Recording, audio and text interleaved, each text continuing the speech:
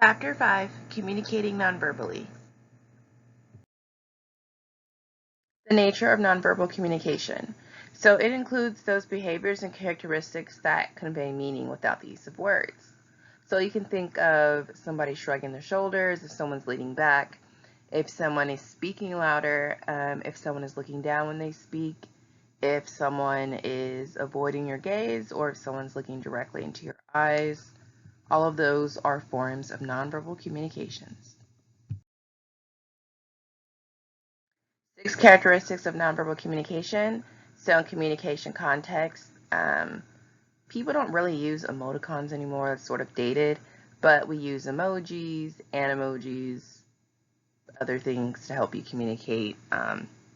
In conversation, we use GIFs or GIFs, depending how you would like to say it. And we have nonverbal channels, and that would be ways that we communicate without actually using our voices. Number 2, often conveys more than verbal communication. So in order to know what someone means or what they're saying, it depends on the context of the situation. And so you would look at their nonverbal cues to get more of an idea. Number 3, usually believed over verbal communication. So sometimes it'll tell you about deception. Deception just depends on the person. So if somebody acts one way in a situation, then you know that is their baseline.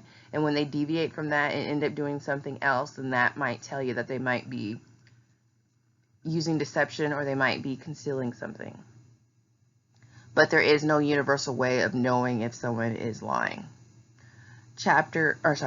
Number 4, primary means of expressing emotion.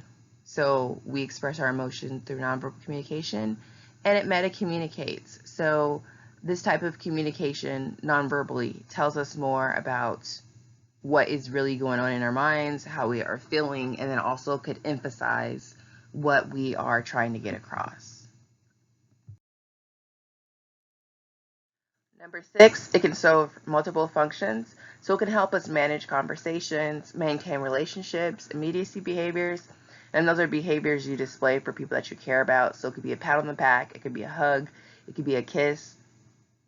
Nonverbal communication helps us form impressions of people. So we do judge people by how they carry themselves, how they dress, the way they speak. It helps us influence others and also can conceal information. There are 10 channels of nonverbal communication. So the number 1 is facial displays. And those are important when it comes to identity. Recognizing someone's face identifies them. We have emotions, and babies can tell emotions on people's faces, and they can also mimic those emotions. And then we also have attractiveness. And biologically, we are attracted to those with symmetrical faces, which is hard to find people with completely symmetrical faces. Denzel Washington is one of those people. He's had his face measured, so a lot of people have found him attractive. And there's proportionality, and that usually would mean that this person doesn't have a deformity and they're more likely able to carry off offspring. So biologically, we would look for proportionality and symmetry. Also, when it comes to attractiveness, we have the waist to hip ratio, and so if we're talking about heterosexuals, men would look for that in order to realize that the woman can carry a baby. And then also people look for less wrinkles because it means that someone can carry a baby. Men sometimes like big eyes because it means youth and vitality. And then women like big eyes too. If you think about kids, little babies, they have big eyes and they have a big head, and there are some theorists that say that we like that because it makes us want to protect them and helps us love them more. I mean, of course, with theories, we don't know completely how true it is, but it does make sense if you look at certain dolls or cartoons that kids like. They have big heads and big eyes, which I find quite interesting. Also, when it comes to attractiveness, so for your presentation for this week, I want you guys to look at the attractiveness for the culture that you're doing. So you can know what the American standard of attractiveness is by watching movies, by watching TV, by looking at celebrities, looking at magazines, because it's basically telling us over and over and over how they want people to be. Of course, it's not completely correct, and it doesn't mean it's for everyone, but that's like what the American average ideal is. Um, so for your culture, I want you to look at what do they find beautiful. So for the Melanesian culture that I did for my presentation that I have for you guys to still view, what they found beautiful was their history and people that helped one another, people that were instrumental in their community. Since they don't really have TV, they only have access to one TV station, which is an Australian channel. They don't really have anyone telling them all day how they should look or what they should do to be beautiful as far as physically. So their beauty relies on how they are in their community. And of course, they also have dressing up and wearing headdresses and paint on their faces for certain rituals that they do, or if they're going to get married. But besides that, they don't really rely heavily on attractiveness. So in the U.S., people get implants of all sorts, or fat transfers. People want a certain waist to hip ratio. People want a certain length of hair or a certain hair type. People want a certain tone of skin. So when it comes to your presentations, I want you to really look into this. So some groups of people will actually break their knees in order to be a little taller, and it only gives them like an inch or maybe an inch and a half in height, but to them it might be important. People get implants all over the world. People get their faces shaved or their chin shaved. They'll get their cheeks chiseled or shaved. People will get fillers in their cheeks and their lips. People will get them plumped. People use Botox to get rid of their wrinkles. Some people will move their hairline so it's completely even. Some people will get a double eyelid because a lot of westernized people, a lot of Americans will have a double eyelid, and some people want that too. Some people will tan a lot to make their skin darker. Some people will illuminate their skin with different scrubs and sources of glitter. Some people will lighten their skin by sources of skin bleaching. Some people dye their hair. Some people, they want to be really thin. And in some countries, it's more attractive if the people gain more weight. So they'll send their children to what they call fat camps to help them gain more weight because it's seen as somebody that is well taken care of, well fed, has money. So it translates to wealth. And then also it shows that the woman has enough meat on her to carry a baby. So I really want you to try to have fun with this. I have some videos posted in your discussion area. So I just want you to be able to look at some of these other cultures. So they're really, really short videos. I think they're like a minute for each one, but it's just going throughout history and showing you what has been deemed commercially beautiful. Number 2 would be eye behaviors, known as oculesics. So basically, looking at somebody's eyes can tell you something about them. Some people say eyes are the window to the soul. You could see if someone's making eye contact or if they're avoiding eye contact. The size of their pupils, you can tell if someone's excited, like maybe their eyes are glinting. But eyes can tell you a lot about a person. Number 3 deals with kinesics, so it's the way people are moving. And we have gesticulation. So it's how people move their hands and their arms when they're communicating. Some people are big on that. Some people just keep their arms at their sides. We have emblems, which are gestures that have direct verbal translation, like a thumbs up sign or a thumbs down. We have illustrators that go along with verbal messages to clarify it. So if you're displaying something or showing somebody something, you might point at a poster or a sign. We have affect displays, and those are gestures that communicate emotion. So you could see on someone's face that maybe that they're sad, or maybe they slump their shoulders. We also have regulators that control the flow of conversation. So in order to control the flow of conversation, we use gestures that help us regulate who is speaking and when, so communication can flow smoothly. So that could be like raising your hand in a classroom. And then adapters would be used to satisfy a personal need. So some people might put their hair behind their ear, touch their face, and those are things that people do in order to self-soothe. Number 4 is haptics, and that is touching one another. So we have affectionate touch, and that could be kissing your child on the forehead. Caregiving touch, that could be holding somebody's cheek, cleaning their teeth, cutting their hair. Power and control, that could be like to guide someone in a direction. So if you put your hand on someone's back just to guide them in a certain direction. Aggressive, so that would be like somebody kicking or punching somebody. And then ritualistic would be like shaking hands or bowing when you meet someone. For number 5, we have vocalics or paralanguage, and it's basically how we might change the inflection in our voice or maybe the pitch of our voice in order to convey something. So people do this in music all the time. They might like actually stop the music so they could say their punchline, and that's usually the line they want people to remember and people to be able to sing with them later, maybe in concert or something.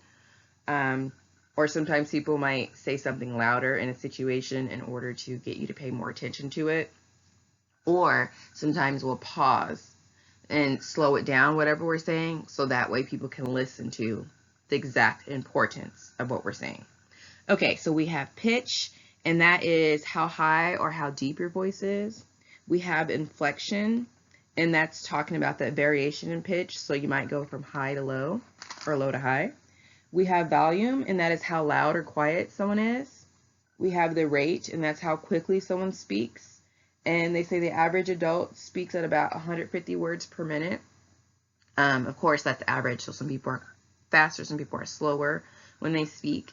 We have filler words, and that's where you say or. We have pronunciation, and that is if you're saying all the syllables in a word. So instead of saying comfortable, you would say comfortable. We have articulation, and that is how well we enunciate and speak.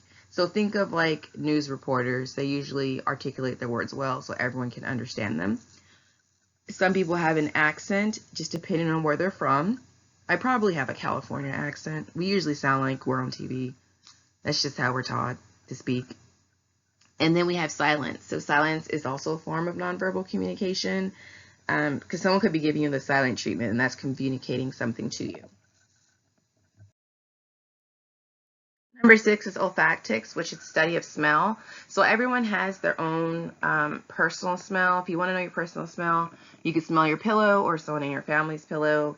Also, smelling someone's neck is their personal smell, and I'm talking about when we haven't used the lotions and the colognes. And then smells can also bring up memories. So the smell of roses reminds me of my grandmother because she used to always have that rose smell in her house all the time. Some people have memories of like the fair if they smell popcorn or funnel cakes. And then with sexual attraction, we're drawn to people with dissimilar scents, because if your scent is sort of similar, then you're family, and biologically it doesn't make sense to have an attraction to anyone of your family. Number 7 is proxemics, and that's the use of space we have when we communicate. So we have intimate distance, and those are for people that you're really close to. So that's 0 to 1.5 feet, because you don't mind getting in their face when you're close to them. We have personal distance, which is 1.5 to 4 feet. For average Americans, it's about 3 feet. We have social distance for those people that we don't really know. So it's 4 feet to 12 feet. And then we have public distance, it's 12 to 25 feet. If you think about when people get into elevators, they get really uncomfortable.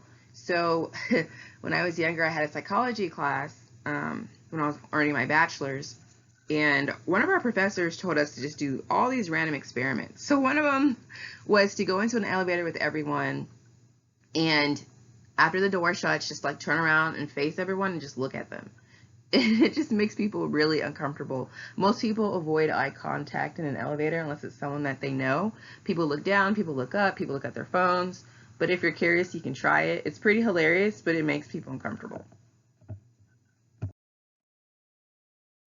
Number 8 is physical appearance. So I did talk about physical appearance a lot with number 1, but we have the halo effect, and that's when we think someone's attractive, we also attribute positive qualities to them. So we might think they're smart, we think they're funny, and people will get more interviews, they'll get hired more. People will be nicer to them. People will want to be their friend.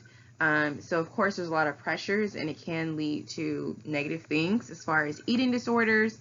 And that can go for males and females when it comes to eating disorders, and for also those that are non-binary. But when it comes to attractiveness, it can be a lot of negative pressure for some people. Number 9 is chronemics, and that's the way we use time to communicate. So with chronemics, we can give messages of value and power. So a lot of people will say time is money, or at least that's a common American saying. But if you show up early, people believe that you value their time, you value them, or maybe you also have something else to do later. It also shows that you're demonstrating power with your time. You're great at time management. And then some people would want you to be early, and they'll just show up whenever they show up, and it's almost like you're on their time, so they have more power. Number 10 is artifacts. So those are things that we have around us that reflect who we are. So if you go in someone's house, you might see certain pictures of certain people. You'll see quotes on the wall. So in my house, I like to put quotes over doorways. I've just always been like that, or over windows. And people find it interesting, and they wonder, well, why do you do that? And it's just part of a reflection of who I am. I also have a bunch of quotes on a mirror that I look at in my office. And instead of using the mirror for to get dressed or something like that, it's just a way for me to look at quotes if I'm really tired doing work, because I'm still in school earning my PhD, or if I just want to see some positivity. It's like my own little safe haven, my own little happy place, my little office. It is important to improve your nonverbal communication skills. So be sensitive to nonverbal messages, and that means that you will be paying attention to them and trying to take it into context.